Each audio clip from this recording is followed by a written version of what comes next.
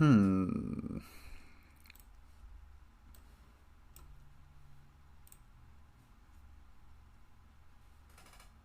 All right. Welcome, everybody.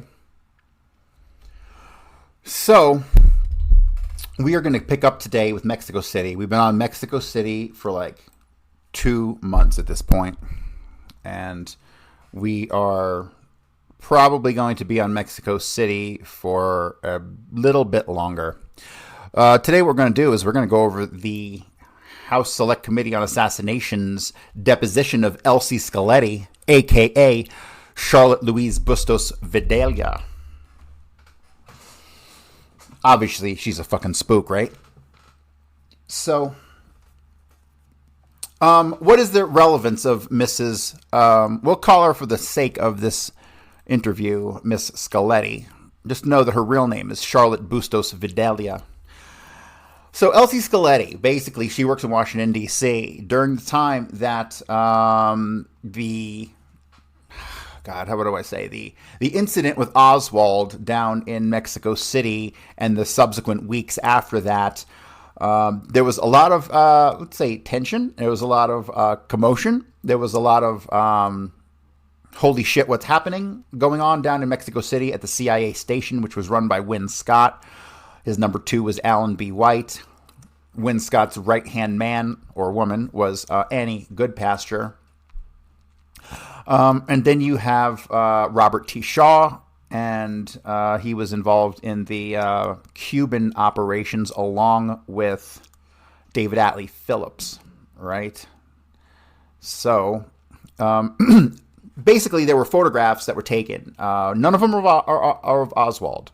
Oswald was never in Mexico City. Kerry Thornley was in Mexico City, but we're going to really talk about that today.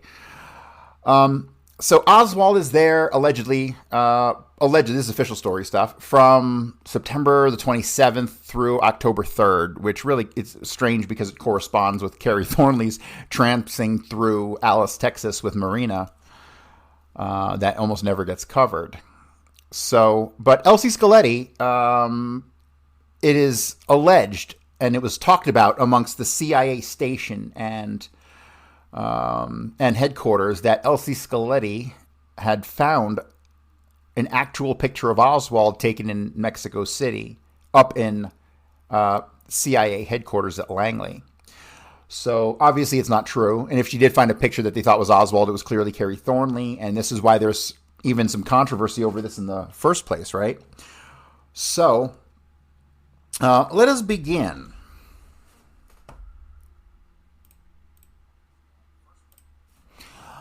Deposition of Elsie I. Scaletti, a.k.a. Charlotte Bustos-Videla, called for examination by staff counsel for the subcommittee pursuant to notice, blah, blah, blah. I can skip over this introductory crapola. Whereupon Elsie Scaletti, having been duly sworn, was examined and testified as follows. And, we're back with Mr. Goldsmith, the CIA stooge, who likes to head off serious questions before they're asked. We'll start with Mr. Goldsmith. Would you please state your name and occupation for the record? My name is Elsie I. Scaletti, and I'm presently a housewife. Is the name Scaletti your true name? No, it's not. It's a registered pseudonym. And with whom is it registered? With the Central Intelligence Agency. In what state do you live? Virginia. Are you here testifying today voluntarily? Yes. You're testifying without subpoena. Right.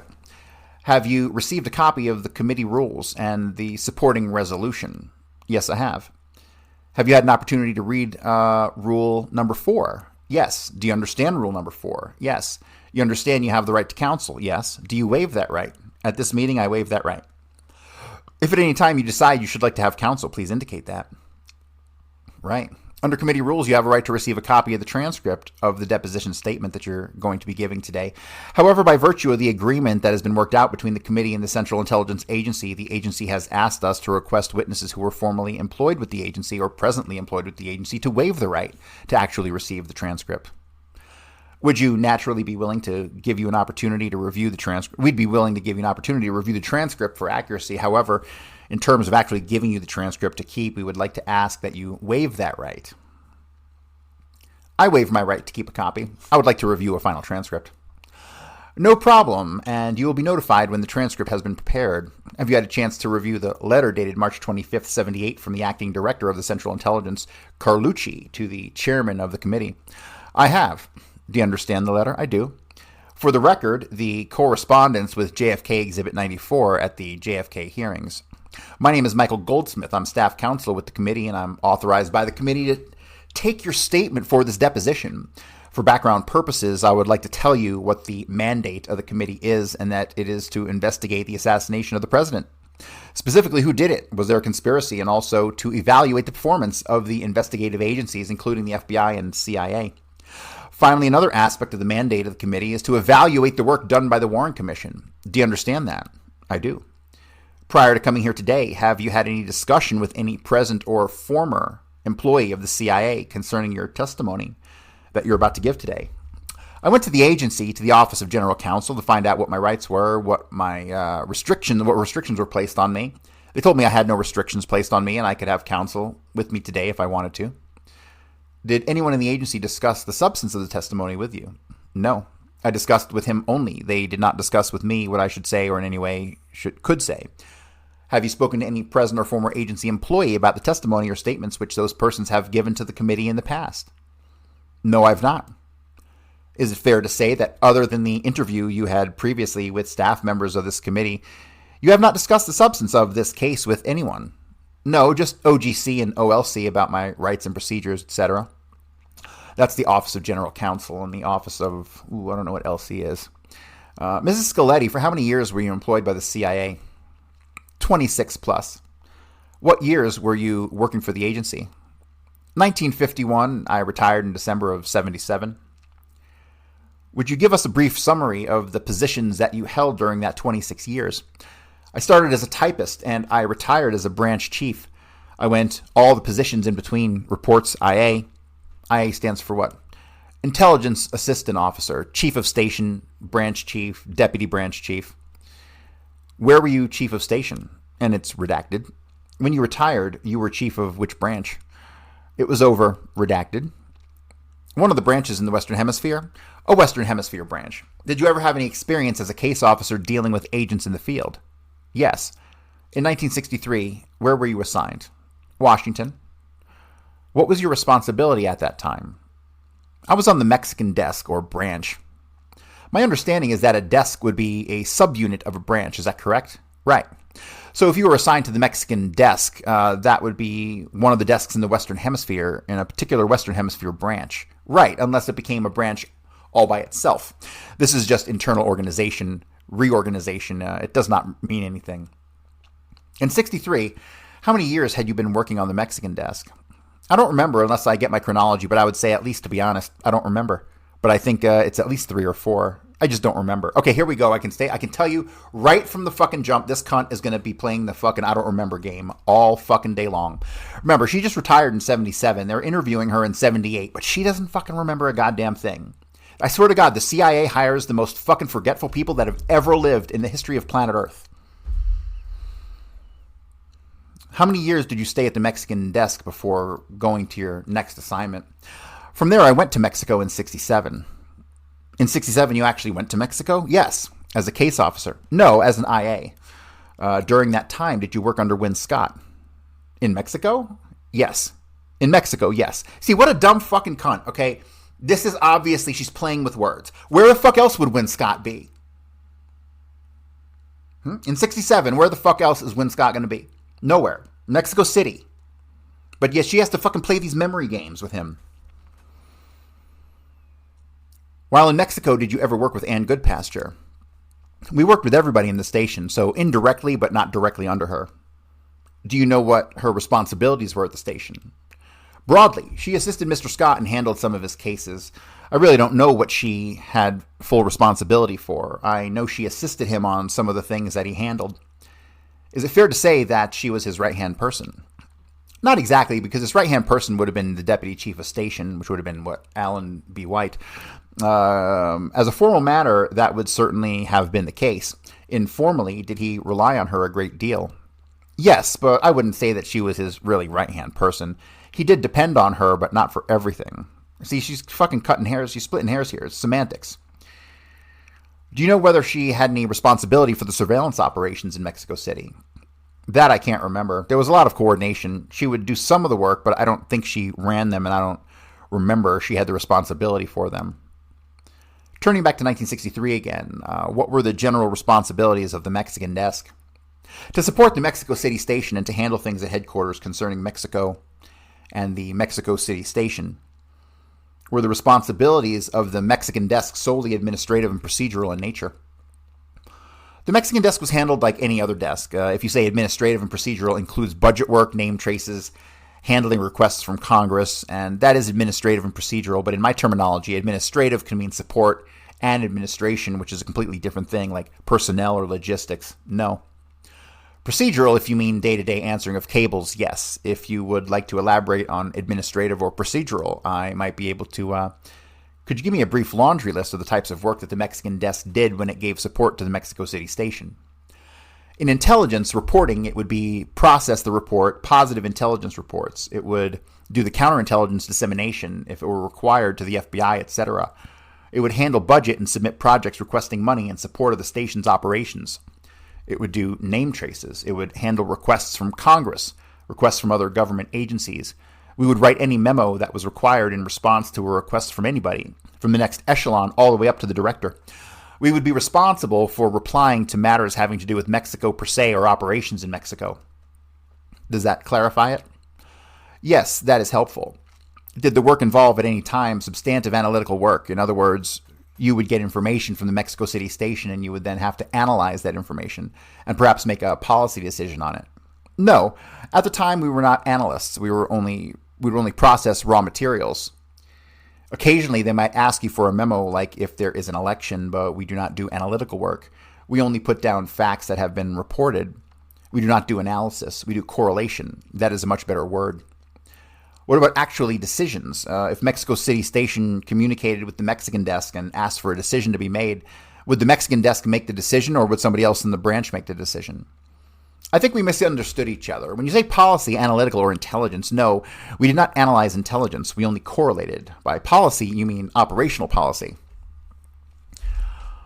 Oh, we got people in the chat. Well, thank you for showing up. I appreciate your being here. All right, Mr. Goldsmith then says yes. Ms. Scaletti then says, on operations, a lot is left to the station to have a certain amount of autonomy. We'd almost no authority to make final decisions. We could prepare a message with a recommendation and then it would go for release or signature, and at the time it was released or the memo signed, that person would be making the policy. Is that clear? Yes. That person would be someone higher above the Mexican desk? Yes. How many people worked on the Mexican desk? I cannot remember. I've been trying to think. I cannot recall. I cannot remember where we were sitting. This bitch just doesn't remember anything, just like every other fucking person they interviewed in this series, right? Jesus fucking Christ, I swear. I fucking hate the CIA. It was not just you. I would say 2 or more, between 2 and 15. Somewhere between 2 and 15. I worked between... If you had a fucking job and you worked with between 2 and 15 people, would you remember about how many fucking people you worked with? But this bitch who was a fucking CIA station chief can't remember between 2 and 15. Un-fucking believable. When you say 2 or more, you're thinking in terms of case officers only, or are you thinking in terms of case officers, secretarial help, administrative help? Yes, I know there were at least 2 of us. I know there's at least 2 of us because if I wasn't there, there had to be somebody else there.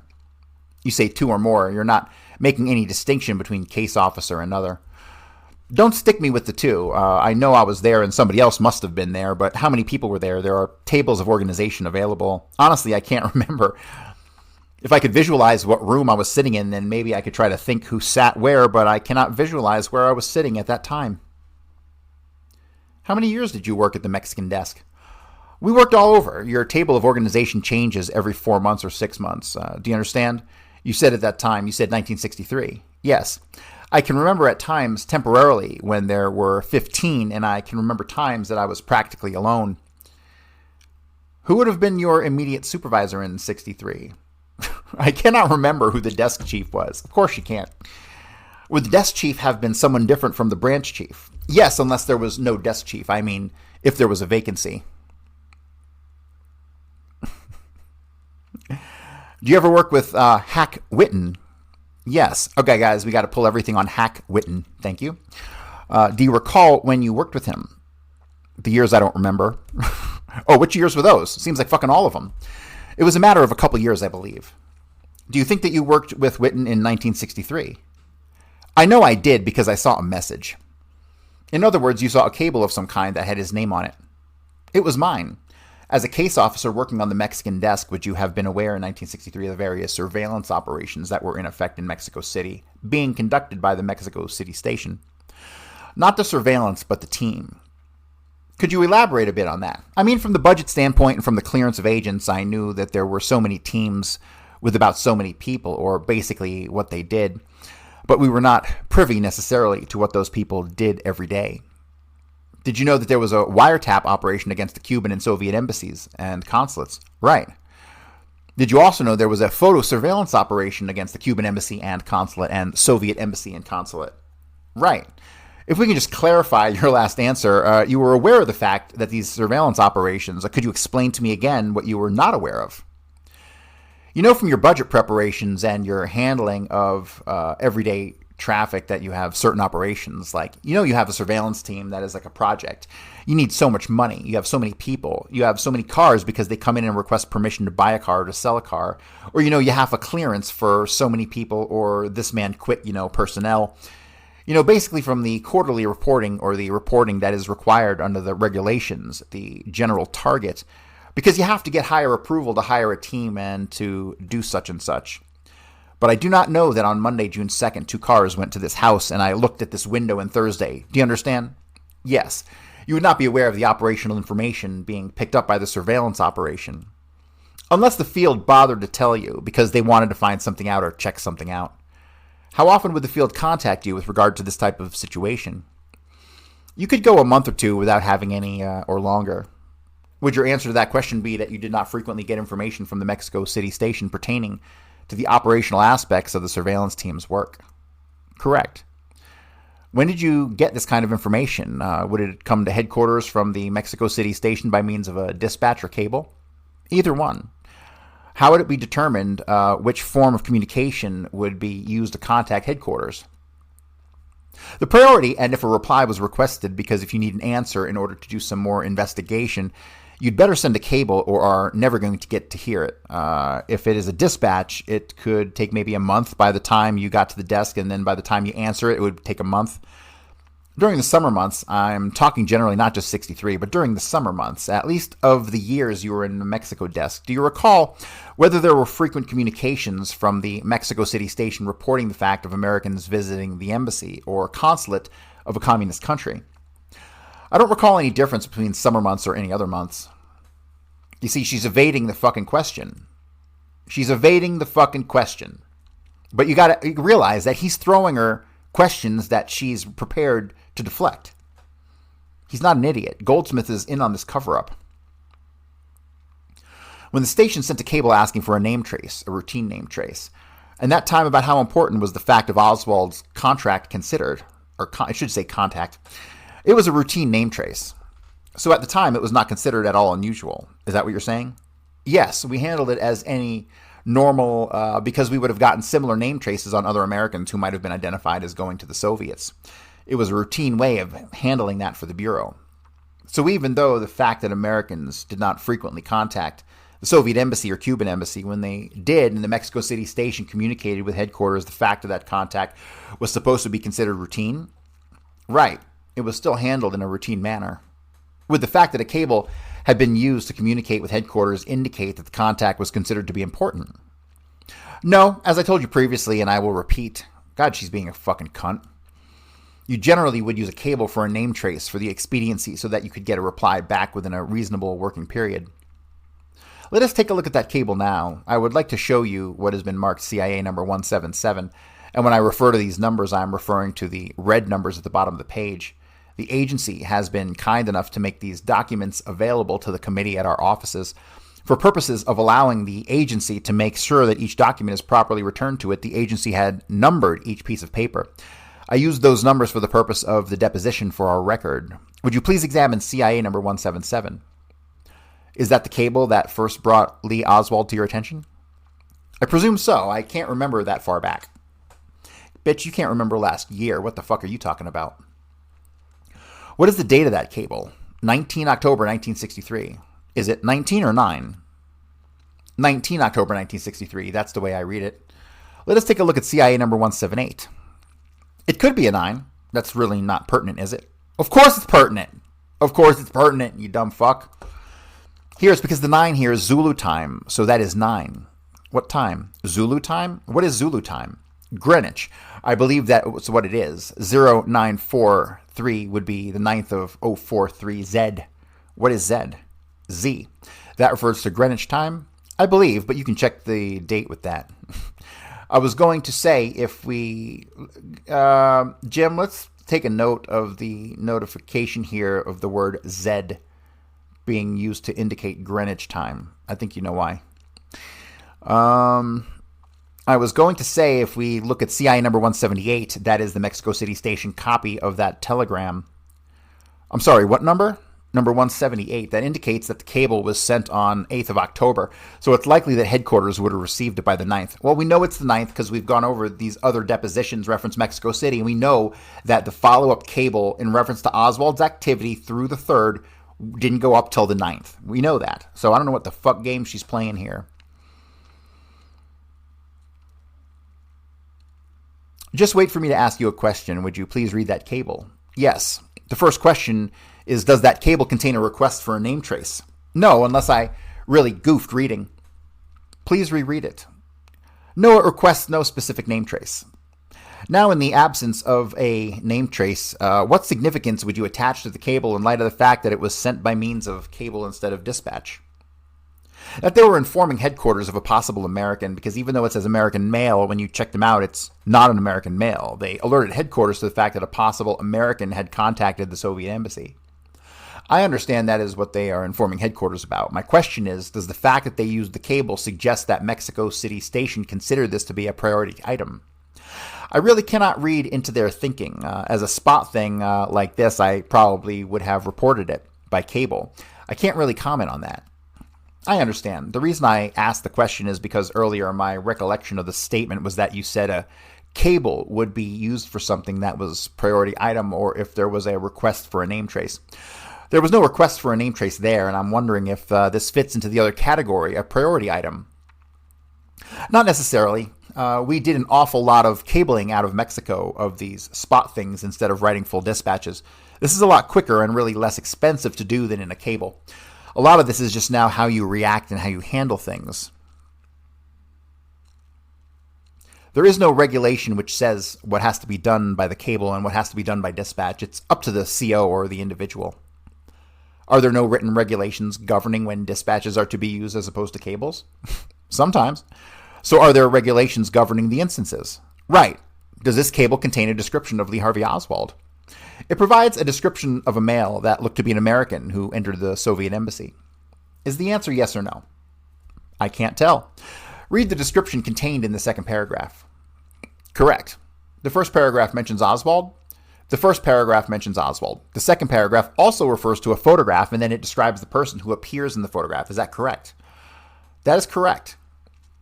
Is this photograph linked to Oswald? In this cable, it is not directly linked to Oswald. Is it indirectly linked to Oswald? In this cable, it is not indirectly linked either. I might say, to clarify, that in many instances, we would receive cables like this, and it would be the same person. Rather than put a lot of wordage in, they put this down, what they heard and what this and what they have seen, and maybe without putting all the language there, maybe or maybe not be identifiable, or this could possibly be the same person. We were very careful to do this when we go out to third agencies. Certainly the Mexico City station would not send up a cable containing simply the information reflected in paragraph number 2. No, because it was worth nothing. So you're saying you believe, and you may correct me if I'm wrong, that the cable would not put in all of the extra verbiage, such as saying this may be Oswald. Instead, they would give you the information on Oswald in paragraph 1. In paragraph 2, they would report the fact of a photograph, and then, in fact, they would report the particular photograph simply means that this may or may not be Oswald. Yes. What they have done is obvious to me now, and I would assume this might have been the way I interpreted it at the time. that they got the phone call. The station went and said, look, we can identify him. And they went to the photograph. The only photographs they saw, which could have been, in this case, this man had walked in around that time. Maybe this is the one they think it is, so let us give them the description. It might help Washington. So the significance of that second paragraph is that this might be Oswald. This is the way I interpret it now. I probably interpreted it at the time, but I can't remember my exact thought process so many years ago. I would not now have gone back to the station and said, why did you send me paragraph number 2? I understand that paragraph 2 does not say, hey, photograph of Oswald. Right. I just want to clarify that your answer was that paragraph 2 meant this may be Oswald, even though that language was not expressly used. Right. Do you know, and I realize you just gave me an opinion as to what it may have happened, do you know how the people in Mexico City Station went about the process of obtaining that photograph and suggesting that photograph may be Oswald? No, obviously they're talking about the only photograph they sent up at that time, which is the photograph of the man everyone has come to know as Saul Sage.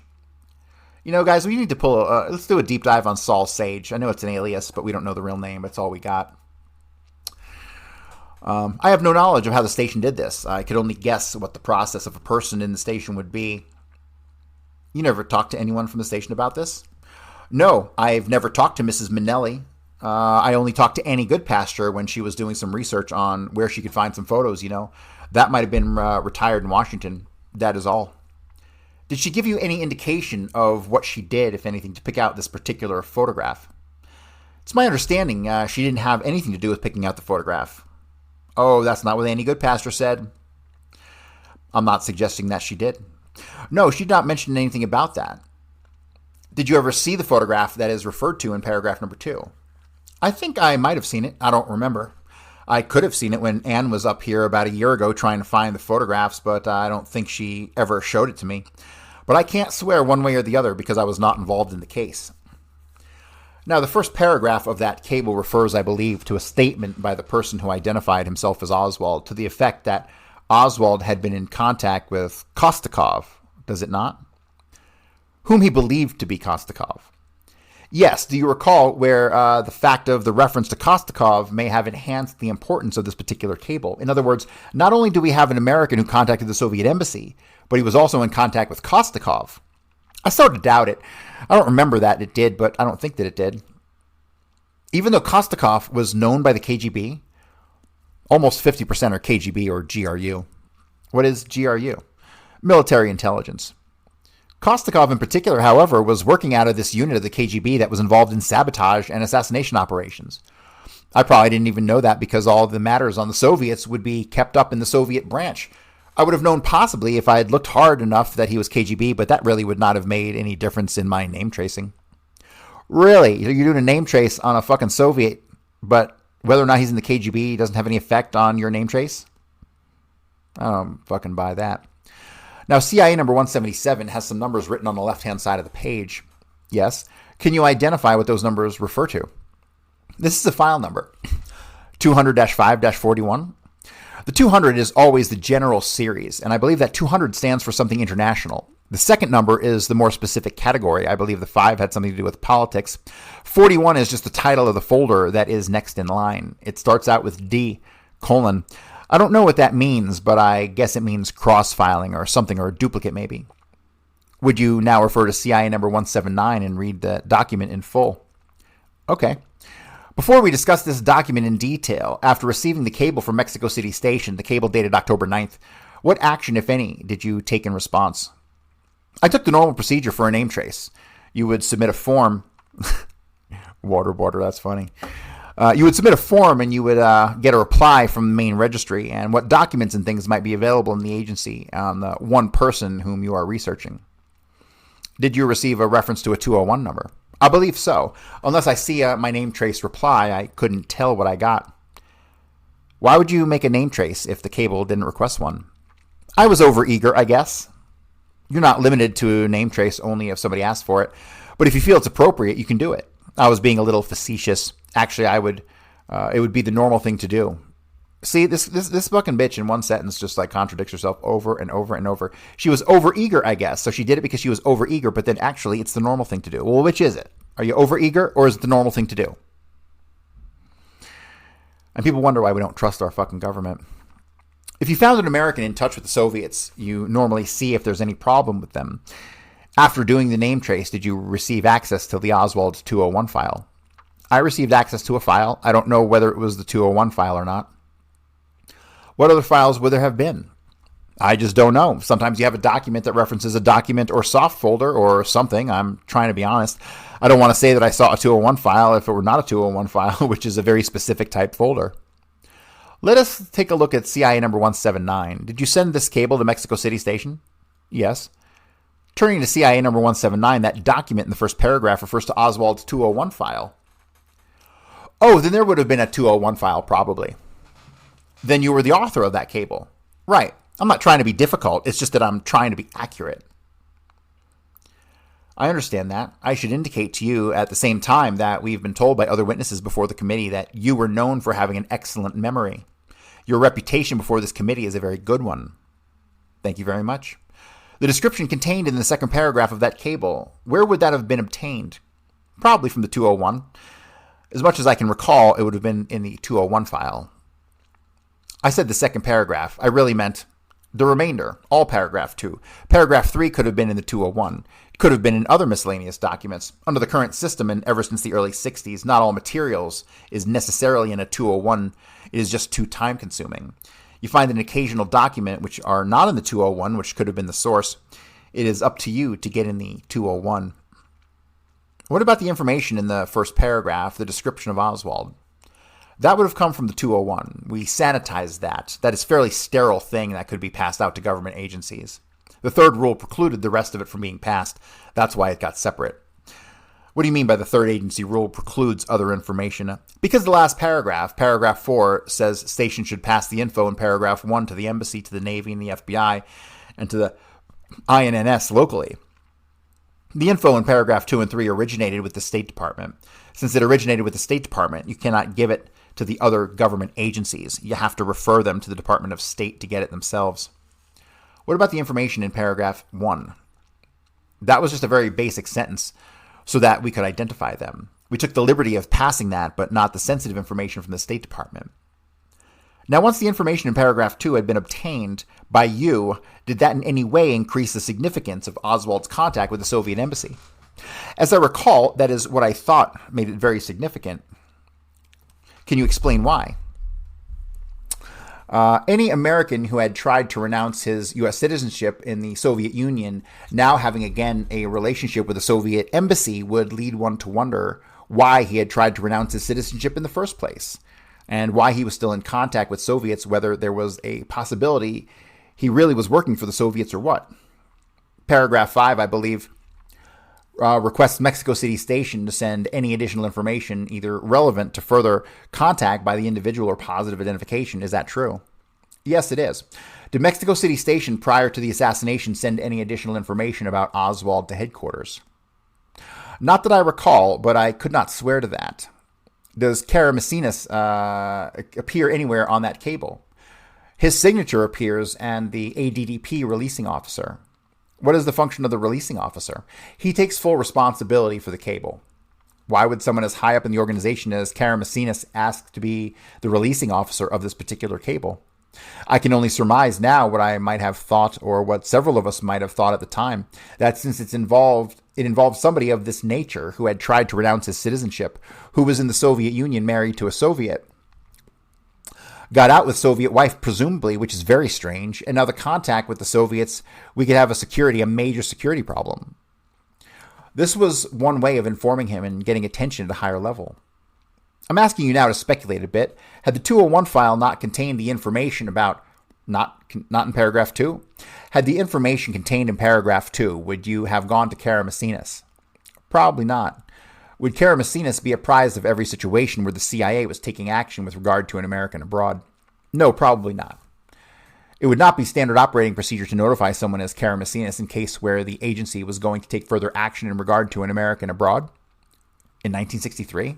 63. In 1963, I don't believe so. How many people actually worked on the cable that appeared in CIA number 179? In other words, you wrote it, but how many people were actually involved? one in what is now SB Division, Soviet branch, one in the CIA staff, two in CIA staff, and a branch chief. These people have a right to change the cable. By these people, you're referring to the initiating officer. Yes, and authenticating officer. If they had changed the message, they would have changed it and they initial on the side. If there's a major revision at either of these levels, it can be sent back for a complete retyping. How many of these people were actually involved in the substance of writing the cable? Probably myself and Mrs. Igeter, and possibly Rowe in SB Division. Since there is very little to do about the Soviets here, there's not a lot of bio on the Soviet. My feeling is that the SR, this is counterintelligence section, they probably had some role in assessing whether this could possibly be a serious matter or not. Was it common for that many people to be involved in the writing and reviewing of a cable? Yes, sometimes you have many more. The rule of thumb is anybody who has any interest in any cable gets their name on it. Would you please now read CIA number 785? All right. Would you identify that document? I've just read Directive 7467. I can't read it. It is 3, I believe. Your code number is 785. Your document. When I asked you to identify it, what is it? What is that cable? This is not a cable. This is an out teletype to the Department of State, the FBI, and Navy, which sends electrically to those 3 other government agencies basic information received from Mexico in our name trace on Oswald. What was the purpose of sending the teletype? The purpose of the teletype was to notify basically the FBI because it's an American. It is a CI case, the Navy and State Department, because here you have an ex-Navy man, I believe, and somebody whom the department has reported. This man is of interest to the Navy and State Department and the FBI just for the security of the United States. It is important to notify all those government agencies. Who wrote this particular teletype? I did. This was done after having reviewed Oswald's 201 file, is that correct? It would have been written at the same time the cable to Mexico was written in all likelihood. See, again, deflecting answers, not answering the fucking question. In light of the fact that the cable to Mexico City and this dissemination teletype to other government agencies were both written at the same time, I think if we refer to the time on these documents, it would indicate that they were more or less simultaneous. Can you explain why the cable to Mexico City contained a relatively accurate description of Oswald, whereas the teletype to the government agencies does not contain an accurate description of Oswald? What do you mean by accurate? Let us go over it. It is just a synopsis. Number one, you're not going to send a Department of State information to the FBI and the Navy. That's number one. So all the detailed information we sent to Mexico City Station, we did not tell them to pass it locally, and we are not going to pass it locally. I'm not talking about the detailed information regarding Oswald's background. I'm talking about the description of his physical characteristics. Paragraph 1 of the Mexico City cable contains general description of Oswald that is more or less accurate. Paragraph 1 of the cable to Mexico City gives a physical description of Lee Henry Oswald, who was the subject of 201, 289, and 248. Remember the Henry middle name that was noted by Wynne Scott at a time that Wynne Scott should not have known that Lee Henry Oswald's middle name was actually Harvey, right? That's the big kicker with the Henry name. Paragraph 1 of the teletype did not include, gave the bio, but not physical description, which is more important, really. And what we gave the Navy was the information from our sources on that person that we thought could have been Oswald, but we did not repeat for them what would be a physical description. It would not have been normal unless the Navy had come back to and said, look, we have a file on Oswald. Now do you have such and such a description? This is strictly for the investigative use of the station. Just checking the chat here. I appreciate your guys' participation in the chat today. Visibug, some of these idiots are still alive. Yes, William Seymour's still alive in Tucson. Paul Landis is still alive somewhere. None of these Mexico City people are still alive. I can tell you that much.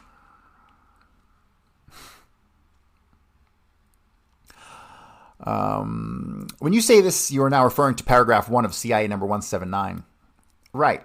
Let us start over again. The actual physical description on Lee Henry Oswald from your cable number 179 was sent to the station to assist them in further investigation to see if they knew of anybody or had anybody down there that really fitted what we thought was an accurate physical description of the Oswald that we had on file.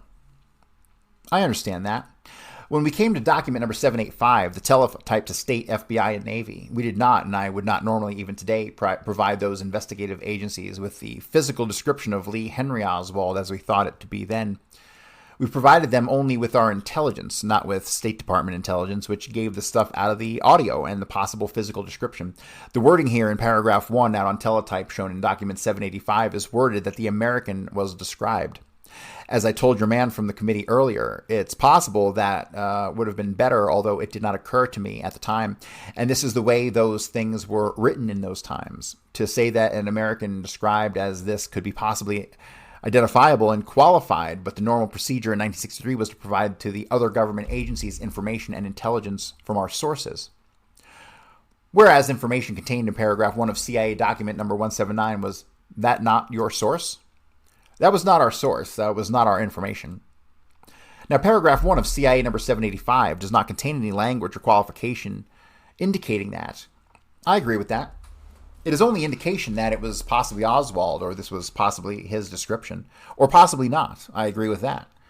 Why wouldn't the teletype indicate that the description that you gave was not consistent with the description that you had in your files from these other agencies? I don't know why. For someone who worked for the agency for 26 fucking years, she doesn't really know a whole lot of anything, does she? Were you aware when you sent out the cable and the teletype that you were giving different descriptions? Yes, I assume I was. I don't remember now. This is some time. By the manner in which the language is displayed in the first paragraph in document 785, does that suggest to you that, in fact, when you received the cable from Mexico City, you did link the photograph referred to it in that cable to Lee Harvey Oswald? It would appear that I did. Was there any intention on your part to deceive any other agencies by giving a description contained in that paragraph in the teletype? Now we're getting to some real questions. None at all. The point is, we considered the basic information to be taking place at birth, not a physical description which can change. As a matter of fact, we tried to go overboard. As you already have pointed out, this station did not even ask for a trace, but as soon as we got this, we immediately sent it out, hoping to get a response. We gave it to the field. I can honestly say there was certainly no intention to keep anything or to hide anything. We weren't trying to put something forth and see what other agencies could do. Did you ever get any response from the other agencies regarding Oswald? Not that I recall. What was the date of our teletype to the other government agencies? 10th of October, 63. So there was certainly no delay on our part in getting that material out. And Mr. Goldsmith says that's correct. The information contained in paragraph 2 of the teletype would also seem to have been obtained from another agency. Therefore, why didn't the third agency rule preclude you from communicating that information? Good question. You can put a few sentences like we gave to the field, we gave to other government agencies. This was sent to the Department of State. It was sent to the FBI, too. I don't know. This would have been cleared to the CIA staff, which is responsible for the third agency rule. You can see it is only a 5-line synopsis with no detail. It still would have been obtained from third agency sources. Right, just like the one we gave one sentence to Mexico City to alert other government agencies without passing the document. I'm sure this must have been in discussion with the CIA staff as to how much we thought we should pass out. We can give nothing because how are you going to identify the Department of State or Navy? Here's somebody who might be identifiable with somebody in your records. You don't want to say you just look at your records. You find that, unfortunately, if you tell the Navy that if you want any more information on Oswald, go to the Department of State, then you have to say if you go to the Department of State, you'd better ask for records on Lee Henry Oswald, who was born on such and such a date and in such and such a place. Otherwise, they don't know how to ask for that. Incidentally, have you been referring to Oswald as Lee Henry Oswald and the cable refers to him as Lee Henry Oswald? In fact, the 201 file refers to him as Lee Henry Oswald. Do you know why the file would have been referring to him as Lee Henry Oswald instead of Lee Harvey Oswald? If I mentioned Lee Harvey, it's because I am brainwashed with all the events. But the Lee Henry, we generally will put in a cable the name as the 201 is opened. So my only guess is that the basic documents from the Department of State or from somebody in that 201 file probably said his name was Lee Henry Oswald. I don't get this statement here, this paragraph that she is indicating here. It says, if I mentioned Lee Harvey, it is because I am brainwashed with all the events. But the Lee Henry, we generally will put in a cable. The name as the 201 is opened. So my only guess is that the basic documents from the Department of State or from somebody in that 201 file probably said his name was Lee Henry Oswald. The origins of the Lee Henry Oswald were obviously Mexico City, and Goodpasture talks about this. And honestly, I think there have been more times than not that I read Lee Harvey Oswald handwritten and accidentally read Henry. So I'm thinking it was a mistake somewhere that got perpetuated. But does the CIA make mistakes of that large of a scale or scope? I find that dubious at best. Until you find a cause or reason to change the name, you leave a file in whatever name it is opened. Then you would later on amend it and correct the file.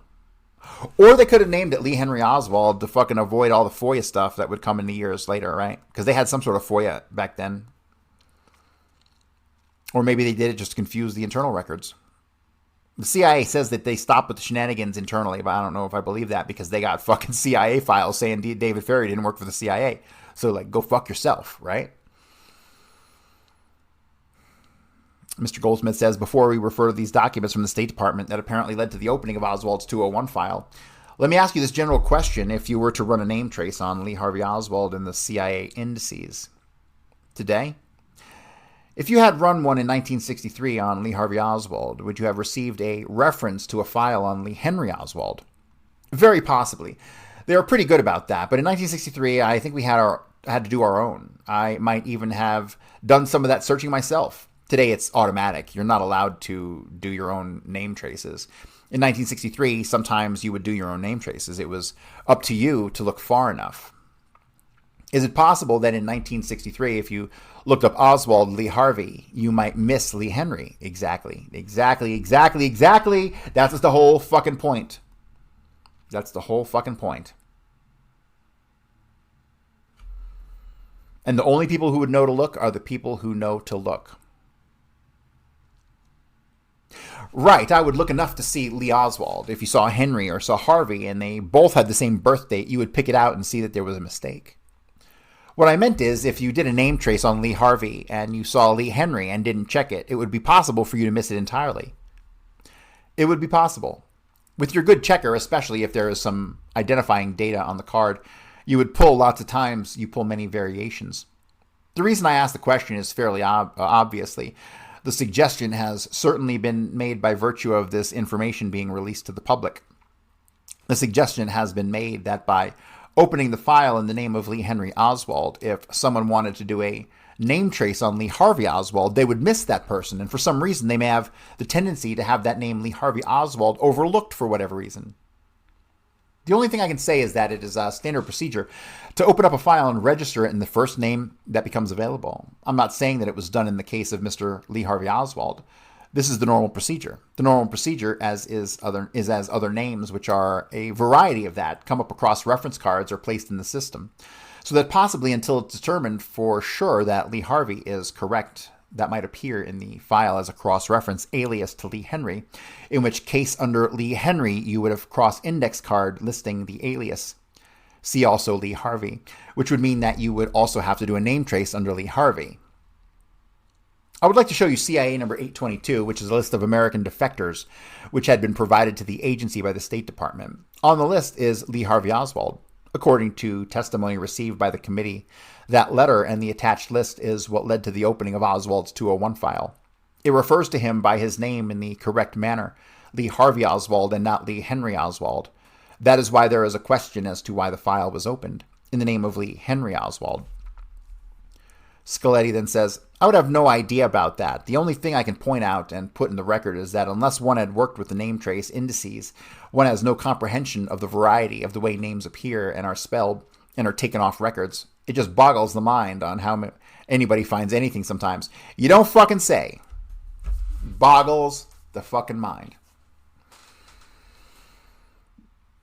God damn it. Like, I swear, like, they can't square the circle between being, like, the ultimate intelligence agency and being so disgustingly fucking incompetent. It just doesn't jive. The issue I'm concerned with is whether by opening the file under Lee Henry Oswald, it would have been possible to, in effect, hide the information that the agency had on Lee Harvey Oswald. I would say there was no idea of any birth date, or there was an erroneous birth date which would make you look at the card and say, this could not be the same man because this man is older than this person. A good name tracer probably would come up with all the references. Goldsmith says, if the Mexico City station was aware of the fact that Oswald had contacted the Cuban embassy and that he was requesting a visa, should that information have been communicated? Could you repeat that?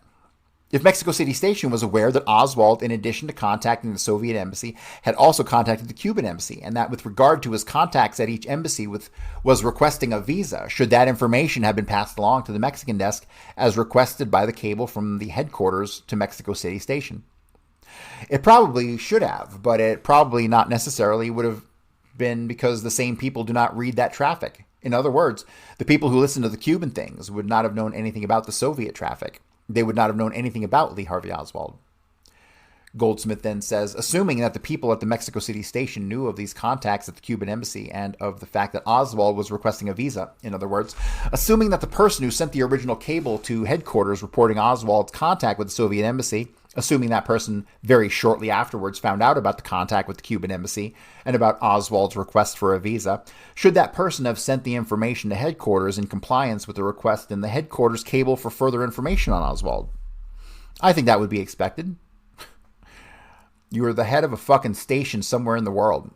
You should know whether that was expected. What would you have done had you received that information? I probably would have jogged our memory again, and we might have gone back to the Department of State or FBI and said, look, here's this man again. He's showing up. Now let us know what you have. The FBI and State Department would have been notified? Yes. We would have gone back and referred to our original out message, and also maybe there would have been additional information coming in on the contact with the Cubans, which would have made us feel that either the physical description was not right or we might have more bio or whatever. When was the next time after you sent a cable to Mexico City Station and you teletyped these other agencies? When was the next time you heard of Lee Harvey Oswald? I don't remember. The only thing I can say is that based on what is in the file, that I must have heard about it when the station came in and asked. Well, if there was nothing else in the file, the name popped up again. I just don't remember about the assassination or whenever. Would the testimony be that, to the best of your recollection, the next time you heard the name was when you heard about the assassination? Probably. At that time, did the name Oswald ring a bell? Did you remember that the earlier cable traffic about him? I just don't know. When was he assassinated? I don't even remember how long it was before they got the name of Oswald. Oswald was picked up within 2 hours after the assassination and the name was made public. Immediately? Yes. If I were in the office, unless I had the radio on, we didn't have a radio in the office necessarily, I would not have heard the name Oswald until the next day probably. I would assume this was a little bit unusual. I might have tied it in. I'm sure the first thing they would have done is make a name trace when the name came up with that name, and they could have come up with a 201 file all over again. So she's denying that she even heard about Lee Harvey Oswald on the day the president was assassinated because they didn't have a radio in the office in fucking Washington, D.C. Washington, D.C., she's denying she heard the name Lee Harvey Oswald on November 22nd. Are you fucking kidding? This bitch is worse than Ann Goodpasture. She's fucking arrogant. She's fucking smug. She's throwing it in their face to tell. She's telling them, go fuck yourself is what she's telling them. This cunt was in on it at least after the fact. Scaletti then says, the only thing I remember about it is going home and finding my husband sitting in front of the TV and talking about it. I probably was at the office, but I don't remember anything. I blanked out. I must have been at the office. So she was at the office at CIA headquarters and didn't hear about the president getting killed until she got home. Presumably at 5 p.m. Does that make sense? No. Do you remember bringing the Jack Whitten, the Oswald file that day? Jack Whitten is a different Whitten than we were given the name of before. So let's pull everything on Jack Whitten because I'm sure it's the same person. Scaletti said, I wouldn't remember that. If he had asked me for it, I probably did. It would have been natural for me, too, if I did that. I just don't know. Did you ever find a photograph of Lee Harvey Oswald at CIA headquarters? I don't remember ever finding an Oswald photograph. Right around the time of the assassination? I don't remember it. Did you find a photograph of someone whom you thought to be Lee Harvey Oswald? I don't remember that either. Do you know Philip Agee? Yes. What is your opinion of his reputation for veracity? You mean in the book or just in person? As a person. Okay, so let me comment on this real quick. And we're going to go over this book here. It's a very long book, but we're going to at least cover sections of it. So Philip Agee worked for the CIA, and he became like some kind of whistleblower and wrote a book that was like very damning. And then the CIA had had something to do with like trying to get the book stopped from being publishing or something like that. So they consider AG a traitor, just for the context of this interview. You mean in the book or just in person? As a person, I think Phil has lots of problems. I certainly think he's capable of exaggerating. I certainly think he's capable, talking about the book or as a person, I think he plunges into things, thinks they will be great, and then he's disillusioned, and then things never turned out the way he thinks they're going, and he's dissatisfied. I'm talking about personal setbacks. I don't think he's quite capable of handling things. In terms of telling the truth, do you think he generally tells the truth or not? I would probably say that sometimes he thinks he does, but I don't think he necessarily always does. Did you ever know a CIA employee named Joseph Smith? Yes. What's your opinion of his reputation? I didn't know Joe as much as I knew Phil. I might guess possibly that Joe might have his feet more soundly on the ground than Phil. This is just off the top of my head. I only knew him in the office and very superficially, Joe Smith. Did you ever tell Joe Smith or Philip Agee that you had found a photograph of Oswald or someone you thought to be Oswald? Guys, let's pull everything on Joe Smith if we can find a fucking Joe Smith. It's like looking for fucking Bob Jones. Did you ever tell Joe Smith or Philip Agee that you had found a photograph of Oswald or someone you thought to be Oswald? I did not know Joe Smith in Mexico. In Mexico City, I had never seen Joe except at the station in Mexico City, and Phil and I only saw when I was in Mexico. I would have no reason to say that. So your answer to the question is no. I don't recall it, and I don't see that I would have any reason. I guess for the purpose of clarification, I would like to ask the question one more time.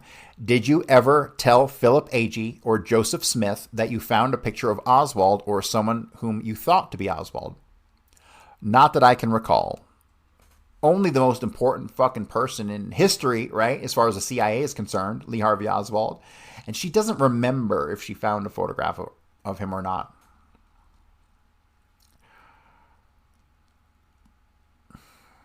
This type of obfuscation, this obstruction, is indicative of guilt and nothing else. Goldsmith then says, after the assassination of the president, did you have any responsibility with regard to the Oswald file? I don't believe so. Did you work with Jack Whitten at all on the investigation of the assassination? No, not that I recall. I think that was taken away from the branch immediately. Will you please read CIA number 246? Right, I wrote that. What's the date of that? 18th of May, 67. And that pertains to Oswald? I wrote a dispatch on 18 May 67 requesting the station to forward any photographs that they may have. I don't remember this. Would the fact that you wrote that help refresh your recollection as to all whether you worked on the Oswald case after the assassination? The only thing I can remember is that I was not a member of any task force. Somebody could have said, Charlotte, write this, and I could have written it. Hold on a second. This dumb fucking cunt just outed herself in her testimony. She's supposed to be Elsie Scaletti. But she just said, Charlotte, write this. Maybe they are just fucking disgustingly incompetent. Really. Maybe these are some sub-fucking 100 IQs that they hired. Un-fucking real. In terms of responsibility for the Oswald file, did you have any responsibility for that after the assassination? I would say that the desk might have had responsibility until it was turned over to a task force, not necessarily myself. At the time of the assassination, the file was at the Mexico desk, is that right? It may not have been. It could have been returned to where it was, where I got it from. We do not keep all the files like that necessarily.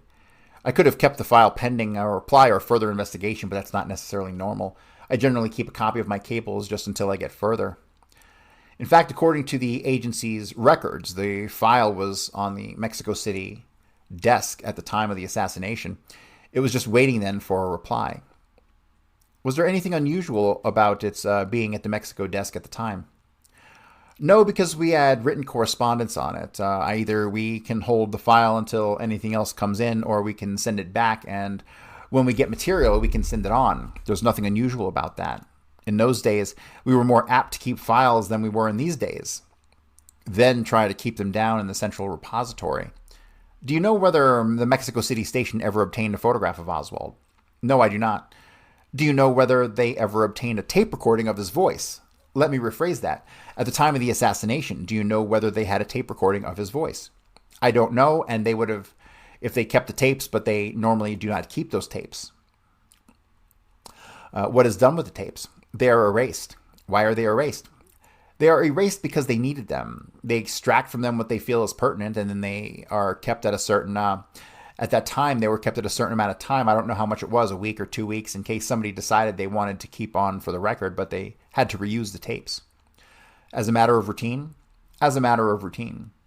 This dispatch contained in CIA number 246, with regard to the photograph of the man who had been seen leaving the embassy, was the agency concerned about the particular paragraph? Yes, because you can tell from the way it was written.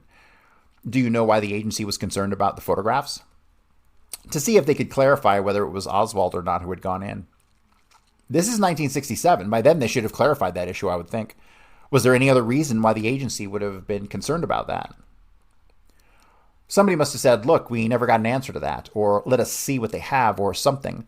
Somebody must have been doing a file review or something. It says here, the recent reopening of publicity regarding Oswald and agency evidence headquarters would like to determine. Apparently somebody did a name trace. They were asked to look something up and they could not find it. So we had to go to the station to see if the station still had the negatives. Most of this information was held at the station and was never sent to Washington. This is a dispatch going out to Mexico City to ask if they have something in their files. Goldsmith then says, let us look at CIA number 197. Will you please read the second paragraph? It is to the director from Mexico City. Okay, I've read paragraph 2 of 197. Does that paragraph suggest to you that at the time of the assassination, the Mexico City station still had at least one tape of Oswald's voice?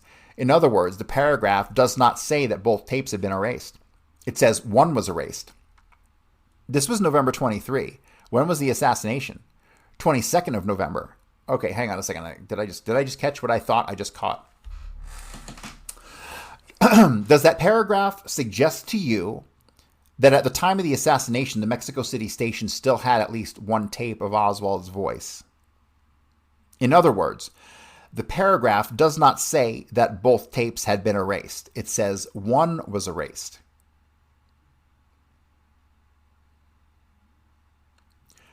This was November 23rd. When was the assassination? November 22nd.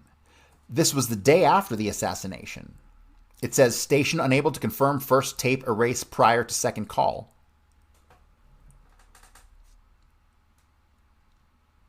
The second call was 28 September. No, it does not necessarily mean that they had the second tape in hand on November 23rd. They were only saying that before September 28th telephone call, they had erased the tape from the first call. Okay, so we have a major fucking problem here, don't we? This is a major, major fucking problem.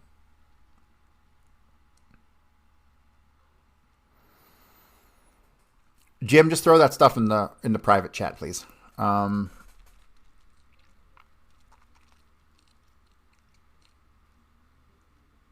Okay, so what's the problem here? Have we figured out the fucking problem? In these last two paragraphs, we just came to a major, major fucking revelation.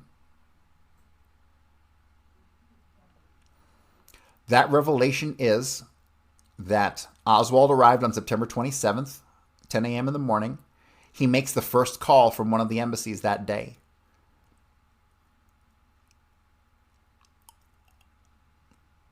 By the next day, that recording had been erased. That is in direct violation of what was the usual 2-week policy, which was uncovered during the testimony of, who was that? Was it Robert Shaw? I think it was Robert Shaw. They had a 14-day policy on erasing tapes, and they erased a tape within 24 hours. Hello. Mexico City Station was all up in on this thing. All right, so the sequence of the calls was one on September 22nd and one on September 28th and one on October 1st. Well, that's false. 22nd, he didn't get there till the 27th, so that's obviously just a typo. It was the 27th that he got there at 10 a.m. Scaletti then says the first tape was erased before the second tape came in. That's why they didn't compare those two voices. It does not say that they had the tape in hand. Really, it does not say that, but a person sending a cable. I would not interpret it that way. I'm not suggesting we are necessarily giving it that interpretation. It gives rise to the possibility that the interpretation was because the person sending the cable did not say all the tapes are erased. It says unable to make voice comparison as the first tape erased prior to receipt of second call. Scaletti then says, I was taking at face value the person is saying that we did not compare the voices because when we got the call on the second one, we didn't have the first one to compare it to, or the transcriber did not have the first one. And who would the transcriber have been? Boris Tarasov. Could you look at CIA number 208? Would you read that fourth paragraph? That indicates the transcriber believed that two people were identical. Does that suggest to you that after the assassination, the transcriber made a voice comparison? No. How can he make that determination? When you work with the transcribers, in no matter what language, to get this replay and replay some of these conversations, they know that people who talk all the time, they can tell them by their voice. They have exceedingly good ear. This happens quite frequently. This is not infrequent, where a transcriber will say, look, the person I heard today, I know is the same person who called last week or something like that. This is what they do. They train their ears and they live by their availability to identify voices, accents. After the assassination, would all the Mexico City files pertaining to Oswald have been sent to headquarters? No. Headquarters would not, as a matter of routine, have requested all that information? I don't know what they did. You don't ask for the entire file. They were working with the file there. They would have been doing the investigation. What would be normal, I would think, would be for the station to review its files to see if there was anything pertinent that had not been sent to headquarters, but I do not think it would be logical for them to send the file. Oh, really? The most important fucking case the CIA has ever been involved in their goddamn existence, and CIA headquarters is not going to make a big deal about getting every single goddamn fucking scrap of paper that had anything to do with Oswald on it? Are you fucking stupid? No, she's not stupid. She thinks you're stupid. That's what it is. She thinks you're fucking stupid. But if they sent the file, they would have nothing left on which to base further investigation. Goldsmith then says, well, after the investigation had been completed, would the file have been sent to headquarters? Probably not. They probably would have just, as things occurred, the pertinent matters would have come by cable or dispatch to Washington. I believe it was sent subsequently because I was in the field. We did a purging of the files because the files were voluminous, and I believe we sent Oswald's file to Washington. This is when you were in Mexico City? Yes. During what years were you in Mexico City?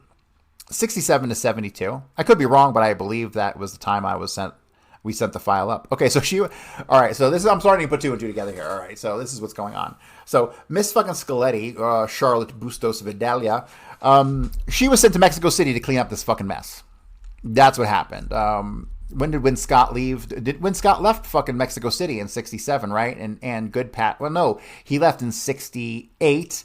And Goodpasture was asked to stay on to assist him, and she said no, and she left in 67. So then Elsie Scaletti, a.k.a. Charlotte Bustos-Videla, must have been sent down to replace Ann Goodpasture. That seems to have been what fucking happened, and her having knowledge of the Oswald case going back to 63, and now she's digging up Oswald stuff and sending it back. Let me tell you something. She was sent, the CIA realized they had a fucking problem, and they sent her there to clean it up. That's what they fucking did.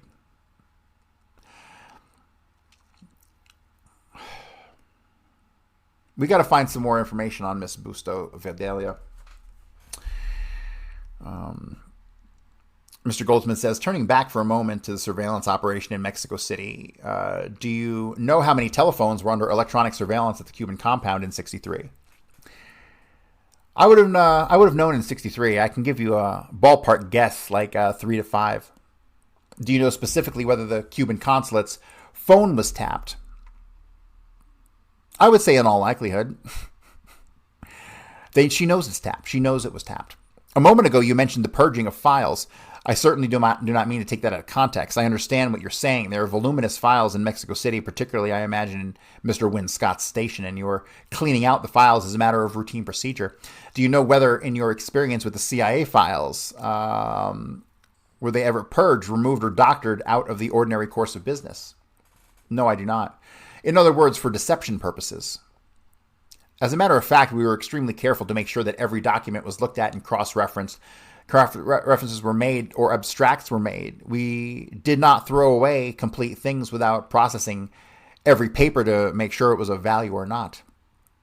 To your knowledge, was there never any incidents of purging of files in the ordinary course of business? No. Do you know what the term CI/SIG stands for? It's a special office within the CI staff. Do you know what function the group is? Was that Mrs. Agetter? Yes, it was. It is a secret group. We never knew what went on down there. How many units were there in the CI staff? I don't remember how many there were. I can tell you the ones I knew were there. Can you tell me which ones were there? CI-OA, the place where we got our clearances. We had CI-RNA, which did some research. That was research and analysis? Yes. Can you tell me what each one was involved in doing? CI-RNA, CI-SIG, and CI was liaison. What about CI? Did you say IO? No. What was the first one you mentioned with regard to getting your clearance? CI-OA. What does the OA stand for? Operational approval, I believe, but this is what I remember because the names change and the number of offices change. Did you ever work for CI-SIG? Never. Do you know whether CI-SIG would ever have been involved in opening up a 201 file? They could have, probably did. Would you say that CI-SIG was particularly secretive unit of the CI staff? I don't know. All I know is that they had special files down there. If you would go down there a lot of times, they would not want to give them to you. They would let you read certain things. We never asked that many questions of them. We didn't have much contact at all. Maybe we should try to pull everything on the CI-SIG unit. I would like to show you CIA number 788. Will you please examine that document? I see it. 788 is normal routine file opening form. Who is the subject of this particular opening? The subject of the opening is Lee Henry Oswald. In the upper left-hand corner of the page, it says to headquarters RI. Do you know what the RI would have stood for? That's the main file room. That is a pre-printed form. In the middle of the page where it indicates other identification is written in, here or this part, here, it indicates other identification. It is written in AG. Do you know what AG would stand for? No. There's a whole pamphlet either on the back of this or regulations which tells you how to fill out all of these. It's very complicated. They assign certain symbols that mean certain things. If you don't remember, you hope somebody else does. Does your handwriting appear anywhere on this page? My handwriting does not appear on 788.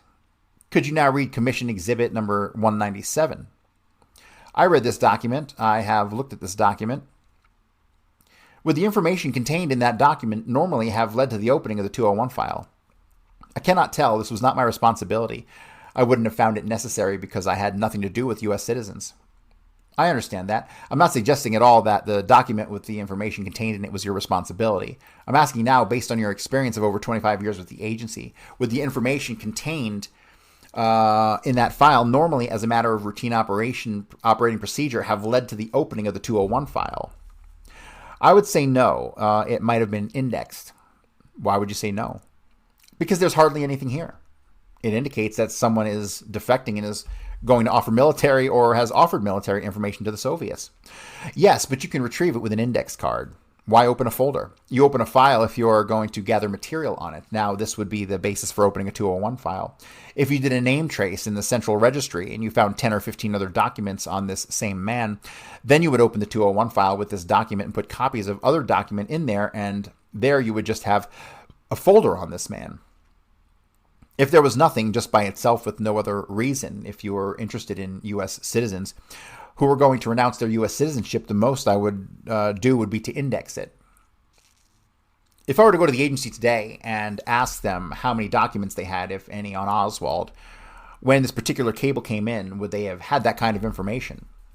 No, I don't think so, because the documents they would have had by date, they would not know what date they might have received it. Now, I assume they received a lot on Oswald dated way back, but they don't necessarily date timestamp them in. Even one of those name trace forms would not necessarily, that is what they would tell you from the registry if that is what came in. I don't see what they could tell you, what they had available. Everything is now on the computer. You would have to ask a computer expert in registry. I think you would be barking up the wrong tree. Goldsmith then says, if someone were working as an agent, asset, or source at the CIA, would there be any indication to that effect in the person's 201 file? You mean if he were an agent of ours? An agent, source, asset? Yes. Would that always be indicated? The only time it may not be the case if a person were casual informant of a chief of station or a case officer overseas, but that would not be a real agent relationship. as a matter of normal procedure. A 201 file would indicate that a person was an agent, an asset, or a source. You're not supposed to use anybody as an agent without getting clearance, which requires form after form, and they all go into a folder. That goes to the security office. No, it goes into the 201 file. You mean what we call an agent, or what the press calls an agent. I think the press would refer to a case officer as an agent. I do not use that terminology. Scaletti then says, I'm responding the way you... And then Goldsmith cuts her off. The case officer gets an agent out in the field. Scaletti says his 201 file has copies of all those documents. You have to request a 201. You have to get your clearance. You have to do your name traces. There are a lot of things involved. Copies of all that go into 201. The file, for example, would have an indication that operational approval had been granted or requested and denied. In normal cases, then the 201 file, if the person was an agent, would indicate that, yes. Would there necessarily be a 201 file on a person who was an agent? I would say I've never known anybody who was an agent who did not have a 201 file. I will put it that way. Would the 201 file contain information pertaining to the individual's operational activity? Not necessarily. Where would that information be contained? In the project. In the project file, yes. If you wanted to find out all projects that a particular individual had been involved in, assuming you had a need to know, you are a director. If I were the director, you would turn that place over, and you would have thousands and thousands of man-years. You could not, for example, just get out of the file that individual list of all his projects. No. Some people are very careful and they keep all this in a file. Some people don't. All the budgeting and reporting on activities comes in by project, not by man. Now, you could possibly do research by getting the first time you requested and try to get a cryptonym. Then you can track this, track that, but I tell you, if you had the cryptonym, would that not refer you to all the person's projects? No, because you could use old cryptonym and keep it on even though he's on different projects that don't have a cryptonym. Do you have any reason to believe that Oswald may have been a KGB agent? That's probably what came to my mind when I read the information that he was in the Soviet Union and came out with a wife, and then he was in contact with the Soviets in Mexico, because that would be standard operating procedure for the Soviets to meet someone in Mexico. That's the only reason I would have believed so. Do you have any reason to believe that Oswald had any type of relationship with the Central Intelligence Agency? No, none whatsoever. When you had access to Oswald's 201 file, you saw no indication in there that he had any type of relationship with the agency as an agent, source, asset, etc. Mrs. Scaletti says, no, none whatsoever. There certainly would not have gone out all on this cable traffic if anybody along the way had known he was an asset. You would not have gone out with traces and things. If he was an agent, would you have notified the Mexico City station? Yes. Would that normally be done as a matter of standard operating procedure? Yes. Then somebody would be very upset that it was an agent in Mexico without telling the chief of station, because the chief of station is responsible for all operational activity in his area. Do you know whether Mexico City Station was ever criticized for failing to obtain a photograph of Oswald during his stay there? No, I don't know. Do you think it's unusual that Oswald, after having made 5 or 6 visits to the Soviet and Cuban compounds, managed to avoid being photographed? I don't know whether you can say he managed to avoid being photographed. What you can say is that we have not found a photograph, or we don't believe we have found a photograph. Also, the photographic LPs are not 24-hour day operations. Sometimes a person maybe goes to the bathroom, or they miss something, or the person comes in early, or a person comes in late, or they just get a shot. Is that the back? Okay, so let me just put this in context for you guys. So not only do they shut the fucking cameras off at 5 o'clock, but the CIA can't take a picture of somebody's taking a piss. God forbid someone takes a piss and they miss fucking something that's like national security. Oh my God. Unreal, this testimony. Unfucking believable. Like, genuinely unbelievable. I understand that. We have a situation where Oswald made 5 or 6 visits at least. Apparently he was never photographed. That if he was not photographed, he was not photographed. Oh my God, the fucking logic of this cunt. I understand. Do you think that it is unusual that the agency station would have gone on for so long with regard to Mr. Oswald? I don't know. I would say I would have thought the likelihood, if I had gotten all the take from all the people, because the photographic LPs sometimes did not give you all the photographs that were taken, they would give you what they got. But if you got every negative from every shot, from every camera during those times, I would have thought you would have had a photograph.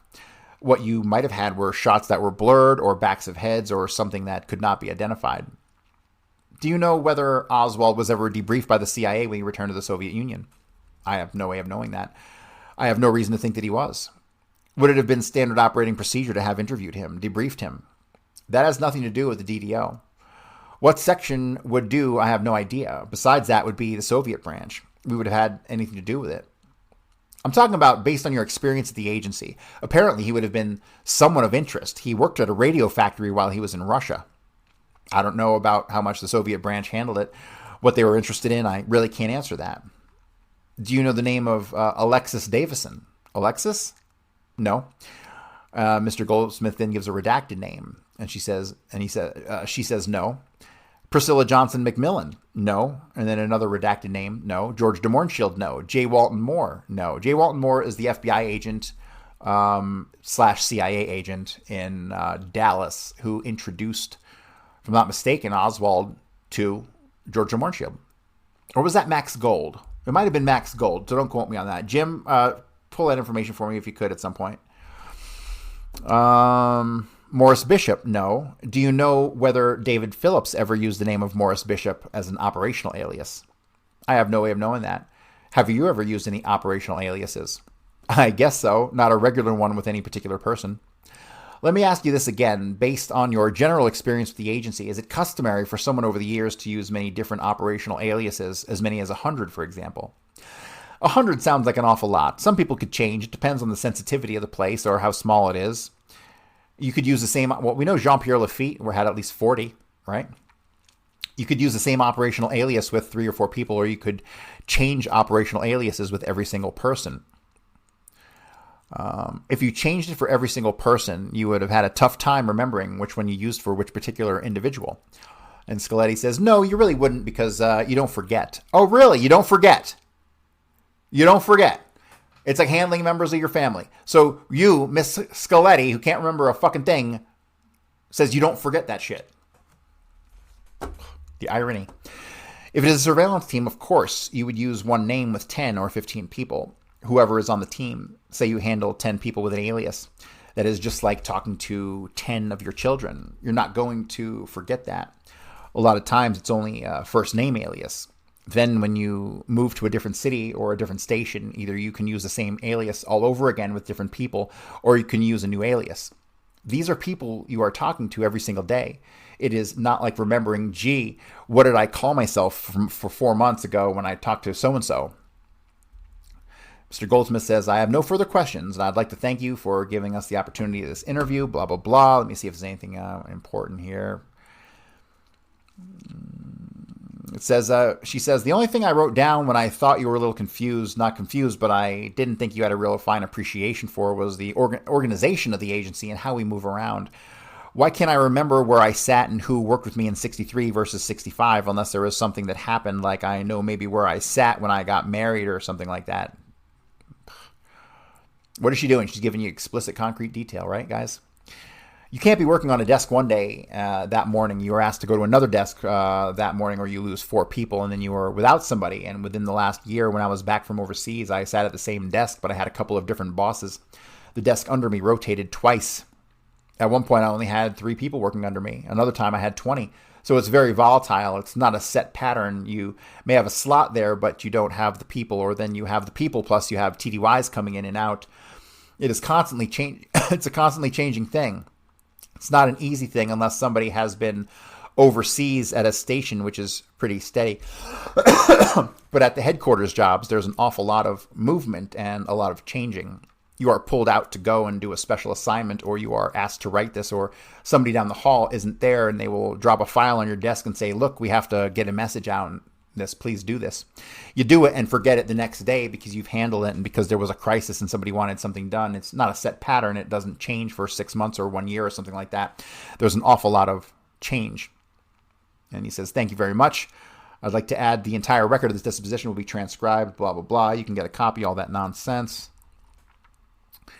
And that's that. Okay, so what did we learn from this, ladies and gentlemen? We fucking learned that Charlotte Bustos-Videla is a fucking lying cunt who doesn't know anything. I mean, if I was this fucking bad at my goddamn job and didn't remember a fucking thing, I would expect to be fired, right? So, all right. So, any questions in the chat? Hey, Corey, still get over your show with F&F so good. You got me hooked. Thank you. Well, I appreciate your tuning in today. The best place to find my stuff is really in my podcast, Corey Hughes Bloody History. And if you want to learn a thing or two about Adolf Hitler, I would tune into Bloody History of World War II on Substack. That has been blowing up lately. From the Fresh and Fit interview, I think I picked up 10 paying Substack subscribers. So it's been really good. But it doesn't appear there's any questions in the chat. This is a much longer episode than I usually do. The streams I'll do on Rumble, which I fucking hate Rumble. Fucking hate it. Every time I do a stream on Rumble, I feel like I'm just taking it from behind. Really. Every fucking time. These fucking cunts. But I try to keep my shows around an hour because this is some dry shit. Unless you're as passionate about Kennedy as I am, like, this is boring for most people, right? So, but for me, this is what gets me out of bed every morning. Like, this is the most important shit in the whole world. This is why we lost our fucking country. This is why we're living under a fucking Jewish pogrom right now. If you don't understand Kennedy, you can't understand anything about what's happening in the fucking modern era. Period. Period. Israel killed Kennedy. They took over our country. We've been an Israeli colony for 60 fucking years. And now everything is starting to collapse for them, at least. But not for the large-scale global Jewish establishment. Israel is just one link in a global Jewish establishment that includes all the fucking various Zionist organizations, the Zionist Congress, AIPAC, Jewish Agency, you fucking name it, B'nai B'rith, all that stuff. Those are the people that control America.